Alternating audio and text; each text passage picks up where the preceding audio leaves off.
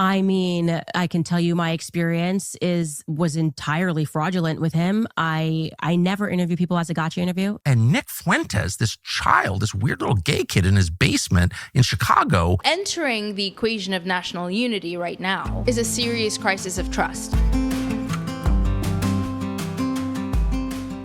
Welcome back to another episode of Political Newbie. I am Noah Clark, and this is a space for newbies to politics like me. I can officially say that this is the craziest time to be pilled. I wish I was pilled like 5 years ago because things are happening way too fast. There's just too much information. There's too many things going on, too much confusion, and it's just really overwhelming. And honestly, this is one of the reasons why I started this podcast, because I was consuming all of this stuff and I really needed a way to channel it. And even with this outlet, it's overwhelming. It's insane. But, better late than never. And here we are, where trust and truth is the most valuable currency in the world right now.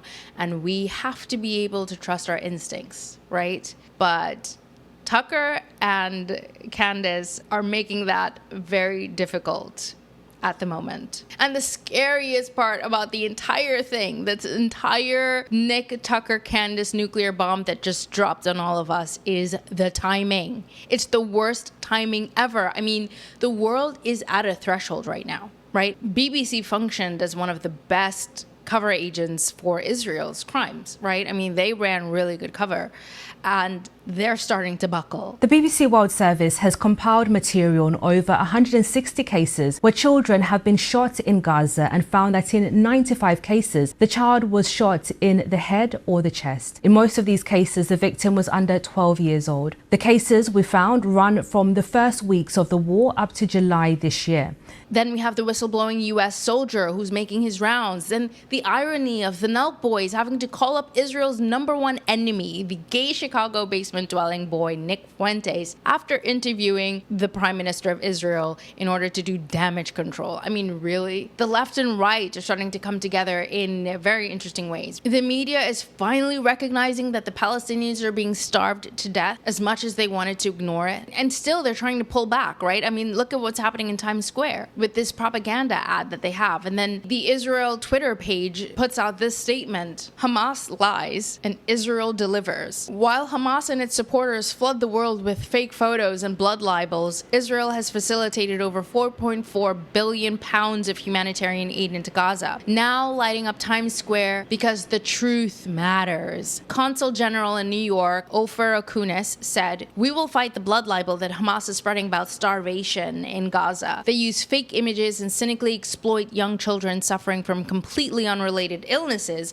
presenting them as if they are starving. Anyone who collaborates with Hamas's lies is, in effect, collaborating with a terrorist organization." And I would say to that Israel is the biggest terrorist organization of all. But anyway, going back to this guy's statement, any complaint about the situation in Gaza should be directed at the Hamas terrorists who steal humanitarian aid from Gaza's residents while shooting at them with live ammunition, he added. By the way, I got put in censorship jail for a week on YouTube, which is why I'm a little bit late on uploading a video, because I posted a couple of articles on my community post section with articles debunking this lie that they're propagating still. And I violated one of YouTube's community guidelines. So I'm not sure if we're no longer allowed to debunk some of these claims, even though these claims were debunked in the New York Times and different Israeli publications. But okay, yeah. And my concern is that people might actually fall for this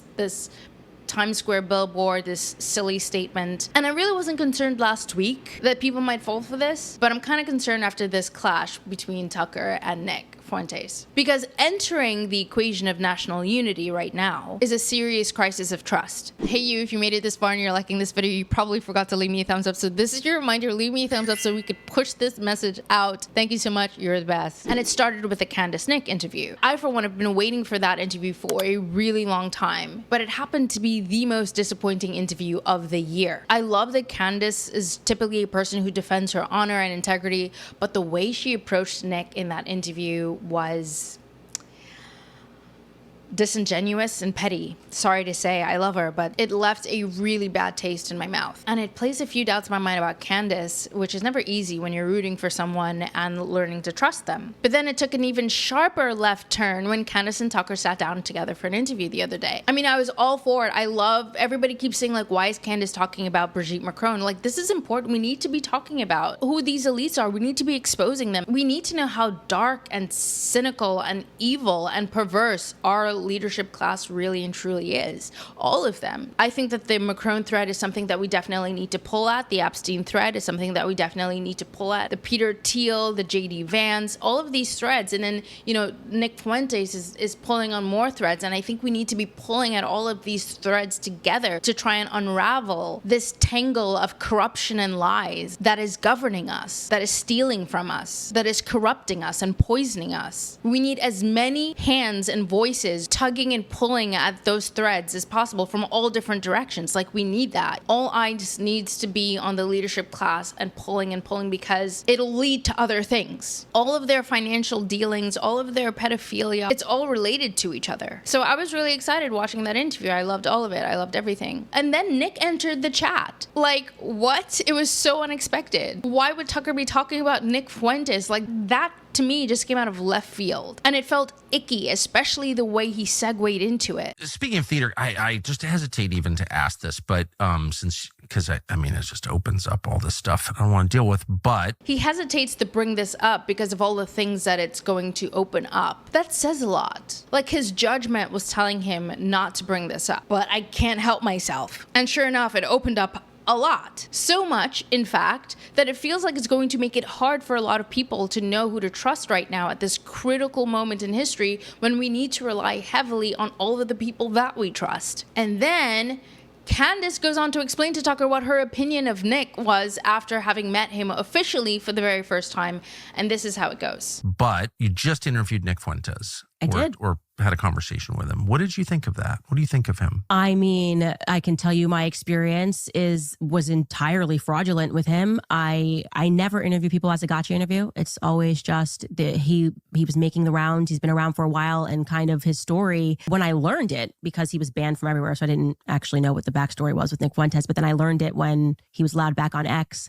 And Jeremy Boring, who was then the CEO of Daily Wire, did this X live with him. And Jeremy Boring did an event with Nick Fuentes? It was weird. Everything was weird about what happened, but it happened. And Nick told his story, and I was listening in, and said essentially that he was canceled because he started asking questions about Israel. He was 18 years old, and he alleged that it was, very much the fault of the Daily Wire or whatever he said. And I found it to be very interesting. And I was like, oh, I actually didn't know this was the backstory. Maybe this really is a person who had, just ahead of everybody else, was questioning Israel and had like a bad hand given to him. So I had him on the show, welcomed him into my home, and he was very nice. We told him, we're going to cut a controversial trailer. We're going to show you like these clips of you talking trash about me, and you can talk about whatever you want for as long as you want. Ask any questions you want to ask. It went great. He left. He said, thanks. We can now be friends. And I am not kidding. We published this 11 days later, and I don't even know how to, he just starts screaming, calling me an effing bitch, who set him up. We didn't edit a single thing.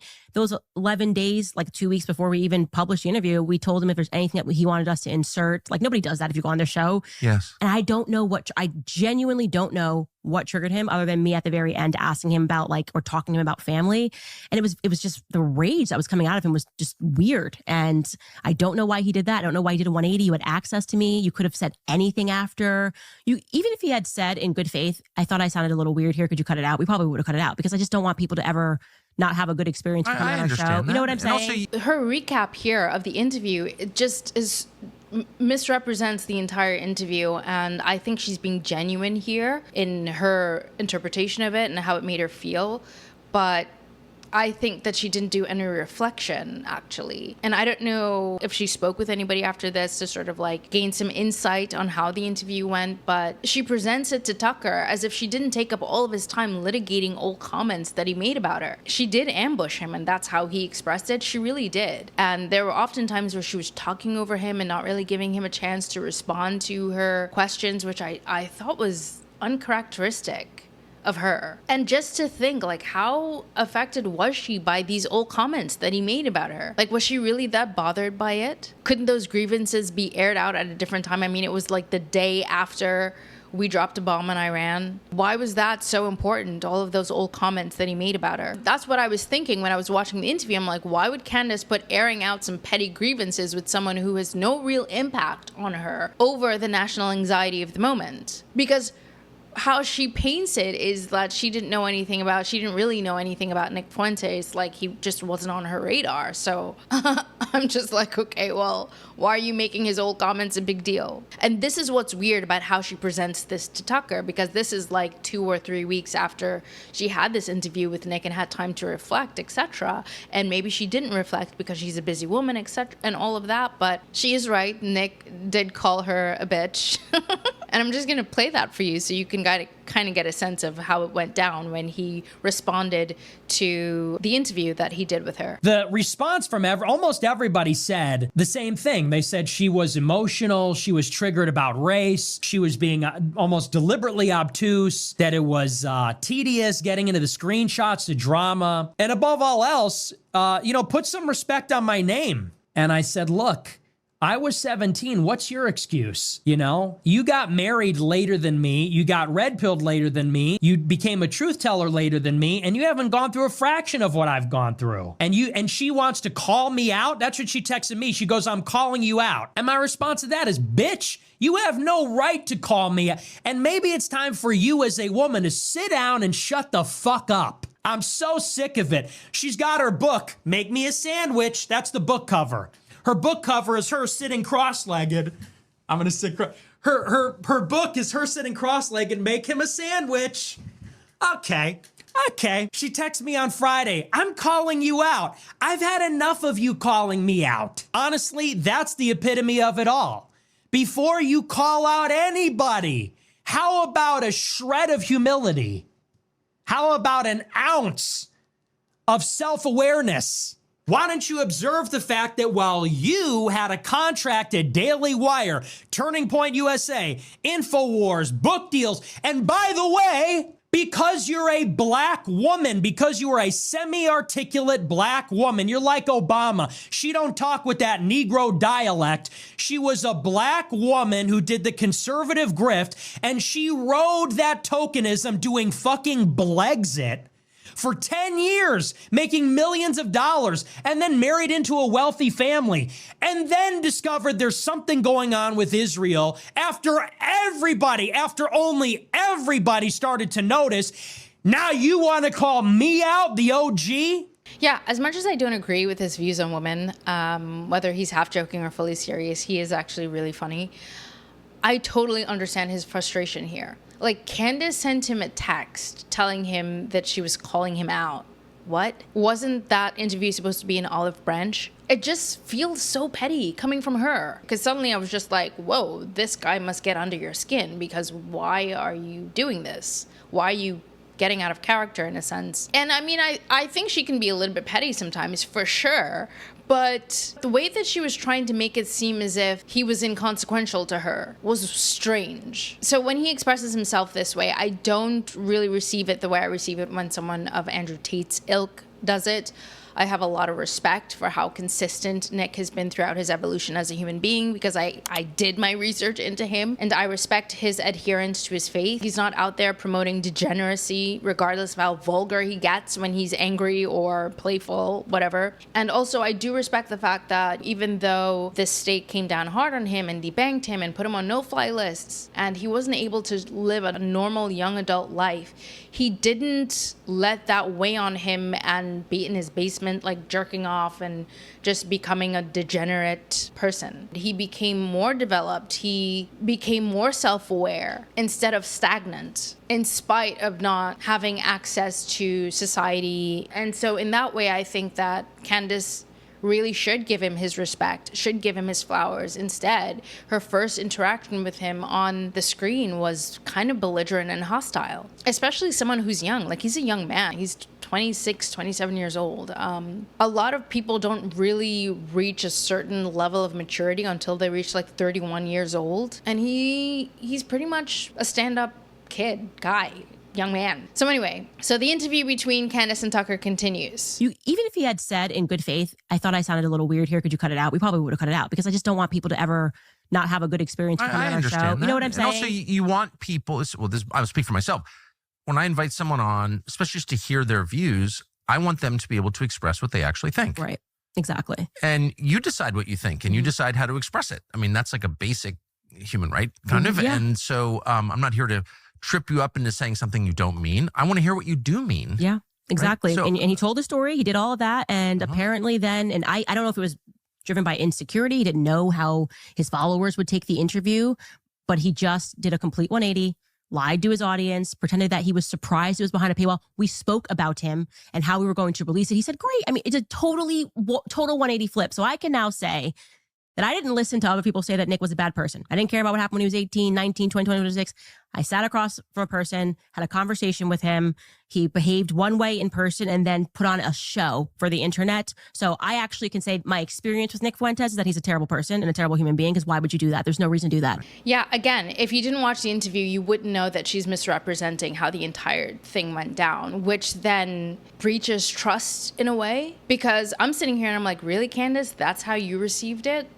You didn't really reflect and realize that you were hostile, you ambushed him, that Nick didn't really have a proper opportunity to talk about what he wanted to talk about because Candace was very motivated to relitigate past grievances so that both her audience, and he and his audience could know that she's not a liar, and I don't know that he's a liar. I don't know what that was about. I mean, she really didn't have anything to prove to us, her audience. So she must have wanted to prove something to his audience, right? And I can't really imagine how I would feel if I were in Candace's shoes and someone sends me a clip of Nick doing this. And my response to that is, bitch, you have no right to call me. And maybe it's time for you as a woman to sit down and shut the fuck up. I'm sorry, that's not very funny, but I mean, it's kind of funny. I'm sorry. Maybe if I were her and I were in her shoes, or just in general, I had a big platform and I gave Nick an opportunity to be platformed, maybe I'd start thinking of Nick as an ingrate who is juvenile and irrational, etc. But I really don't think that that's what I would think personally as me. I personally would have tried to understand who he is as a person a bit more and do some more research. And if I was too busy, I would have just ignored him entirely or call him up and have a chat. But I also am aware that I don't know what it's like to have the pressures that influencers have. So I am still giving her grace. But then she takes it up a notch. In many ways, whatever happened to him when he was 18 may have stunted his growth, meaning that he now is responding to the internet, which is filled with people that don't even use their real names. Right? So really, truly, the irony of it all is you could just be like the IDF soldiers, just pretending to be his supporters and just getting him to say whatever you want because he's going to do whatever you say. But it was strange. It was totally strange. It made no sense. Stunted his growth? Really? So now she's pulling a Freud and psychoanalyzing him in a very condescending way? Like, ew. Like he's some pathetic internet troll that spends too much time online and she's feeling disgusted that she even gave him the time of day. That's how this is coming off, you know? And this line of reasoning that she goes down is so bizarre. Because like, maybe she's being silly and a little bit playful in her way, like she does it in a kind of serious way sometimes, but she played on the bot farming thing that Laura Loomer and other Zionists tried to accuse Nick of. How much research did she do into Nick before even having him on her show? Or after having him on, before throwing out these kinds of statements? These were just really ignorant, unfair, juvenile comments on her part. That's really how I feel about that. And I do respect and admire her, but to me, someone has to really get under your skin in a very meaningful way for you to go there. For you to sort of like lose your cool and start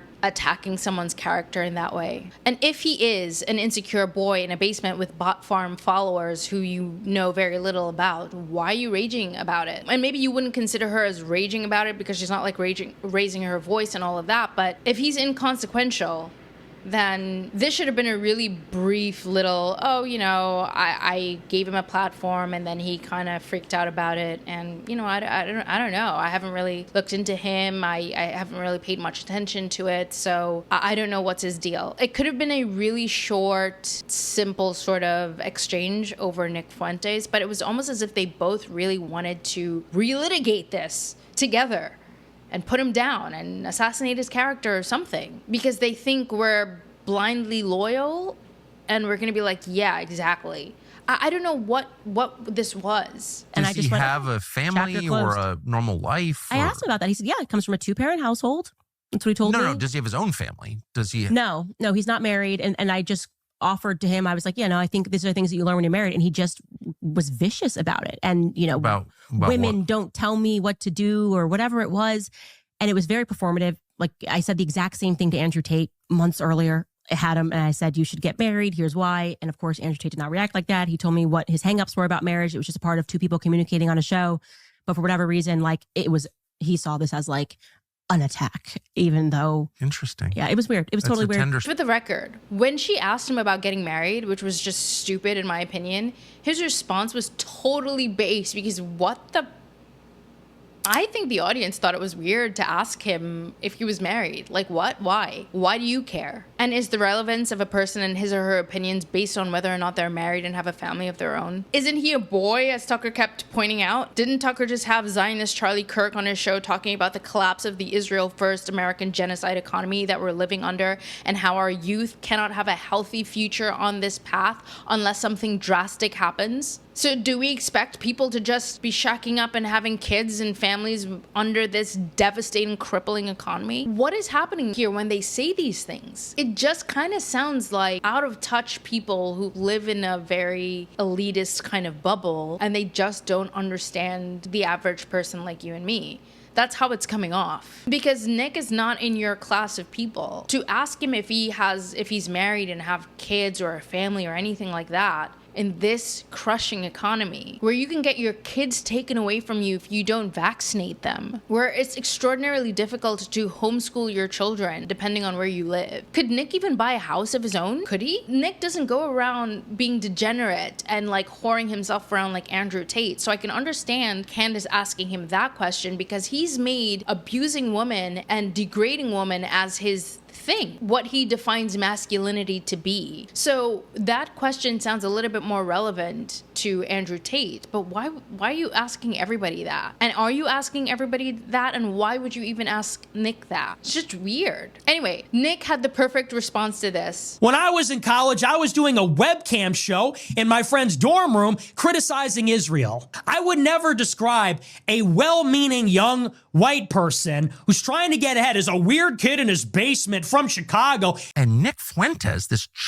weird little gay kid in his basement in Chicago. And what is that supposed to mean? What is wrong with being from Chicago? What is wrong with being weird? What is wrong with living in your basement? That's a lot of people because of the problems you claim to care about. Tucker's at Turning Point USA extolling the predatory nature of usury and how it's preventing young white men from getting homes. And then the week after says you're in your mom's basement. So which is it? You care about Klarna and people going into debt to order pizzas and home ownership being impossible?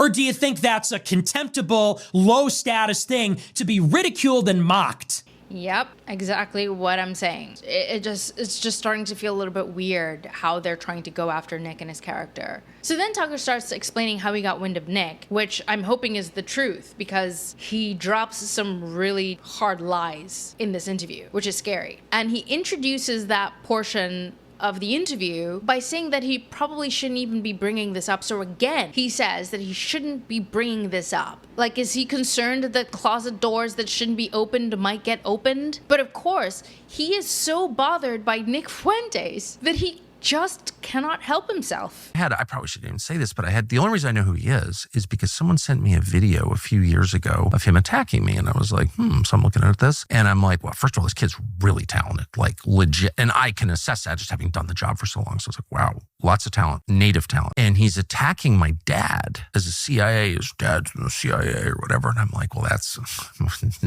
untrue. And my father dies and I learn actually, was involved in that world. I was completely shocked by it. So no one has to believe me, but that's just a fact. Right. This was in March of this year. Wow. I'm sitting here and I'm like, did Candace even know about that theory that Tucker was a Fed or might be a Fed, or that his dad was in the CIA? And if she didn't, were her spidey senses going off or ever went off around Tucker? I wonder, But I'm wondering what she's feeling in that moment there. If that was like news to her, because Tucker didn't even know. So I'm sure he didn't tell her. But if he did tell her before, was she sitting there like, actually, no, you did know? Like, this is just like... just a weird exchange. But now I'm wondering what she's thinking about this situation now that she knows that he lied right to her face in his classic Tucker Carlson way where he goes, shocked, I'm shocked. It does give off a kind of like, we feel connected to him when he has this sort of like his affects, but now I'm looking at it differently.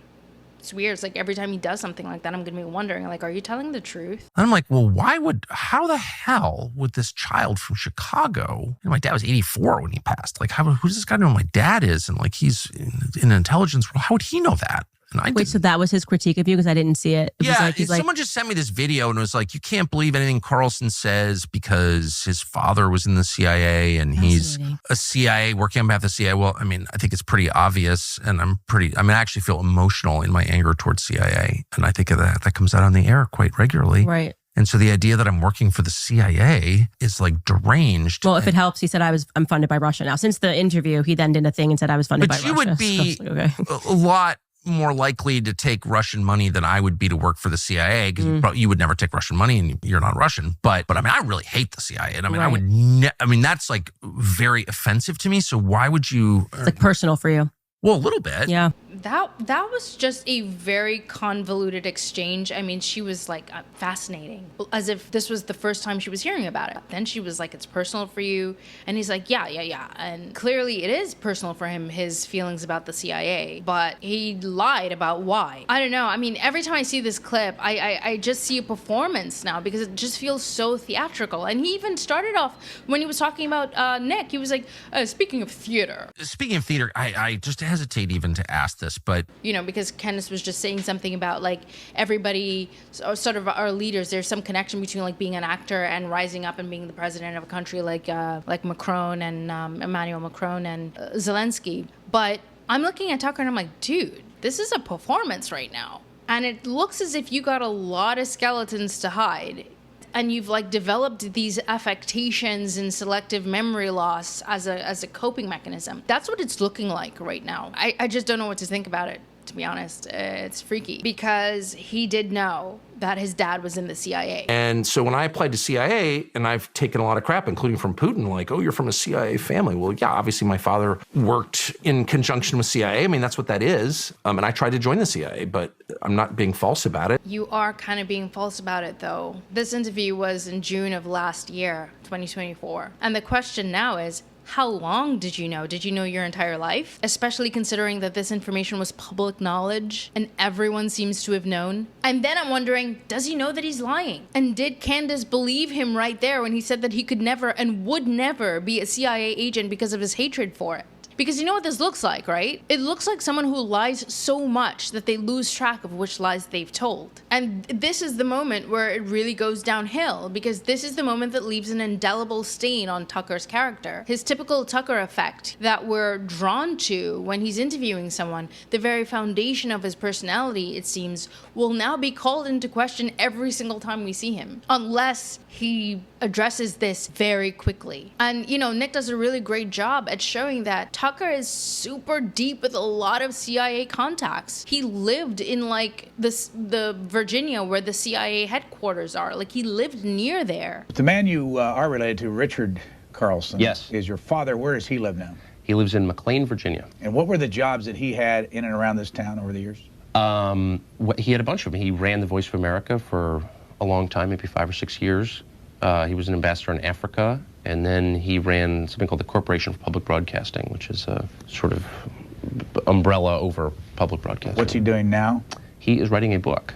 On? I don't know, sort of cloaked in secrecy. I think it's a novel. It'll be perverse and amusing and an excellent read, I can promise that when he's done. Sacramento. A lot of his friends happen to be like in the CIA. Anyway, I really haven't crossed the threshold yet of not trusting Tucker. I still really do think he's sincere, even after all of this. And I hope that he doesn't do the establishment thing and double down or ignore him or ignore Nick. And I hope he does the Christian thing, as he likes to talk about often, and get Nick on his show and have a really serious chat together and just be super forthcoming about everything. Apologize for lying. And I think Candace should too. Because if Candace and Tucker double down on this, they're going to really just look like the establishment, because that's what the establishment does. Because this is concerning. I mean, the last person anyone should ever trust is someone from intelligence, especially someone from Zionist intelligence network. And the CIA is pretty much Mossad at this point. So, and then Nick goes over Tucker's background, or at least his dad's background, and it gets really eerie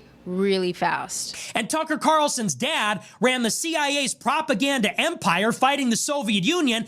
He went and fought with the Contras when he was in college. You were born to the Swanson family fortune and your daddy who ran the CIA. Let's talk about his dad. As I said at the very beginning of the show, Tucker says he's never even watched my show. He doesn't know me. He said he found out about me when somebody sent him a clip of me attacking his dad. He said that I said that no one should listen to Tucker because his dad was in the CIA. Tucker said he saw this years ago. And he said, that's ridiculous. My dad isn't in the CIA. And then he learned upon his father's death in March of this year that in fact, and he was surprised to learn this, Dick Carlson, his father, was in the CIA. Now, as I said at the beginning of the show, that is a lie. Tucker Carlson knew that his father was in the CIA. Tucker Carlson said in June of 2024, a year before his father died, in an interview with Sean Ryan, that his father was in the CIA. He went so far as to say that Tucker grew up down the street from the CIA officer who overthrew Mossadegh in Iran. That's how CIA his family was. Well, Tucker, I'm glad you're tuning in, because this kid from Chicago is about to tell you more about your dad. I'm about to blow your mind. And I didn't get this information from the CIA. I got it from Mint Press News. I got it from C-SPAN. I got it from Wikipedia. It's all available on the internet. You should try it sometime. So someone send him the clip, someone transcribe it onto a leaf or translate it into Morse code or smoke signals, whatever Tucker is able to interpret, however he gets his media. It says Dick Carlson is an important journalist and high state official who was appointed by Ronald Reagan as director of the U.S. Information Agency, the body that oversees government-funded media, including Voice of America, of which Dick was also the director. Together, these outlets are part of what the New York Times called a worldwide propaganda network built by the CIA. This is Tucker's dad. Tucker's dad was a Reagan appointee, confirmed in the Senate, to run U.S. Information Agency, which runs Voice of America, Radio Free Europe, all of it. The New York Times called it a worldwide propaganda network built by the CIA. And up until the 70s, it was exclusively funded by the CIA. In his position as director of USIA, Dick played a considerable role in the downfall of the Soviet Union. In a 1990 event alongside media moguls Rupert Murdoch and Ted Turner, Rupert Murdoch, Tucker's future boss, he noted that, quote, I think we would all agree that international broadcasting, this is Dick Carlson in 1990. This is a quote. I'm going to read it to you. Tucker's dad said this. I think we would all agree that international broadcasting played a very critical role, as was suggested by Mr. Murdoch, the owner of Fox News, in the events that took place in the USSR and Eastern Europe over the last couple of years. From Beijing to Budapest to Warsaw to Vilnius, information poured across borders, and news that millions of people had stood up to their oppressors helped millions of others sweep those oppressors away. He is referring to regime change, color revolutions, backed by the CIA media empire that he ran. He said, I also believe that international broadcasters were equally important in laying the groundwork for the democratic revolutions that we have seen. Isn't it incredible how Western all of those Eastern Europeans sound, talking about freedom, democracy, free enterprise, environmental concerns. And they don't get those ideas from their own media or from textbooks in their countries. They get them mainly from international broadcasters like Voice of America, BBC Radio, Liberty Media for Europe. Tucker's father, Dick, ran the CIA's propaganda empire, pushing color revolutions in the Soviet Union, in the Warsaw Pact, in Tiananmen Square, in China. That's what the event was about. They were reflecting on the Tiananmen Square massacre, where Voice of America operatives were there spreading information about the student protests. It's very important stuff. Appointed by Reagan. That's crazy. I guess Nick just taught Carlson something he didn't know about his dad. That's what we're supposed to believe here, right? Because Tucker had no idea. Tucker's got some serious explaining to do. But for some reason, I don't think he'll explain. I think he'll do this like weird word salad-y thing that he sometimes does, even though he's very articulate when he does it. I have a feeling he's going to do that and not be articulate. We'll see. I hope I'm wrong, because I really like Tucker and I really want him to survive this. And I really want to believe that our instincts about him were right. At least the people who like him. All the Tucker haters must feel so vindicated right now. And the rest of us, well, we're just trying to figure out how to navigate this apparent betrayal. But hopefully it won't be. I mean, it is already, because Tucker did lie. He just has to sort of fix it. Because there are a lot of things that we like about Tucker. I think that we need Tucker. Like, I love the path that he's on, helping us to expose Israel, even though it does feel a little bit icky when he goes, I love Israel. I've been there lots of times. Ew. You know, at the end of the day, I do understand that people make mistakes in what they say all the time. We're not perfect human beings. I mean, this is a very big mistake. This is more like an intentional mistake, because it's not one of those things that you would get wrong unless you're trying to deceive someone. Unless, of course, Tucker gets tiny doses of MK Ultra from his CIA handler to wipe his memory. I don't know. If you think about it, right? Isn't it a little bit interesting how he kind of like knows everyone and knows everything, but then at the same time he also doesn't know everyone, doesn't know anything? He kind of like dances around that vibe of like, yeah, I know who that is, you know, like Candace brings up the lawyer that Brigitte is sicking on her, and he's like, oh yeah, I know Claire, or whatever his name is. And I'm like, oh, you know Claire, and you were sued by him in Delaware? Oh, wow, okay. And then he starts going at his wife, but then at the same time, you know, when Tucker's interviewing people, he's like, yeah, because I don't know what's, wow, really? You know, he does all of that. But anyway, I'll just have to see how he handles this before I land a judgment on him. But these are some crazy times. Has the world ever been this crazy? I really hope it has, because that will give me some hope, because this seems unprecedented. So, you know, I'm going to leave that there for now in terms of, you know, what's happening. Apart from how crazy things are getting, there is still a little bit of good news. So far, Israel's Hasbara is still failing. Take a look at Sydney, Australia right now.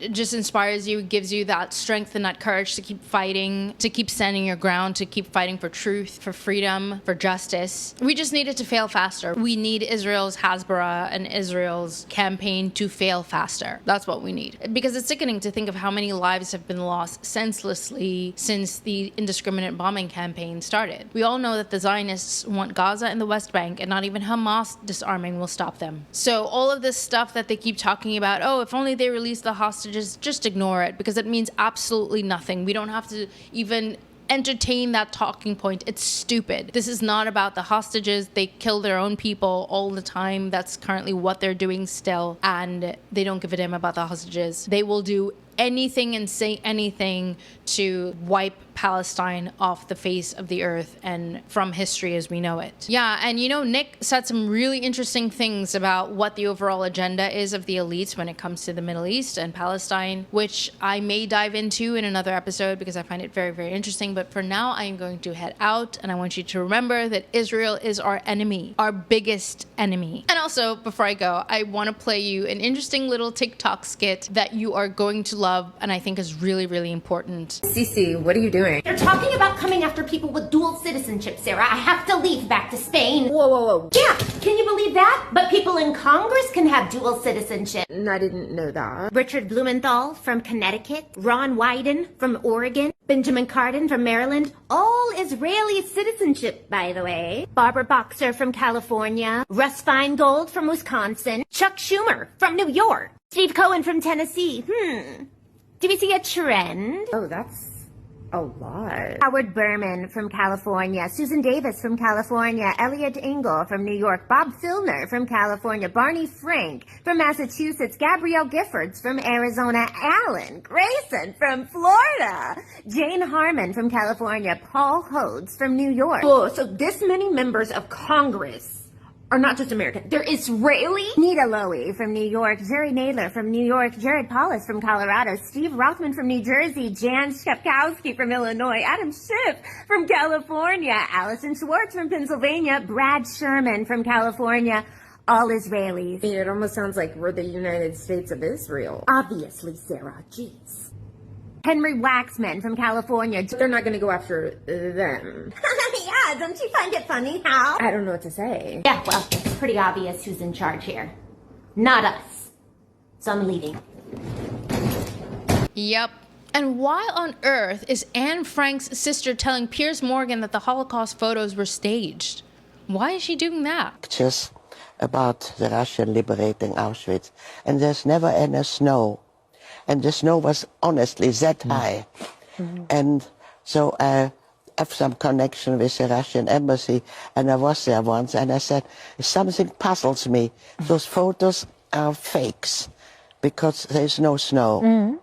And they said, well, yes, they are not fakes, but when the army came, they didn't have cameras, they didn't photograph. So only much later, when they realized we should have pictures of it, they took pictures like you see now. But this is definitely not in Auschwitz and not the liberation of Auschwitz. There were not that many people with clothes and children and no snow.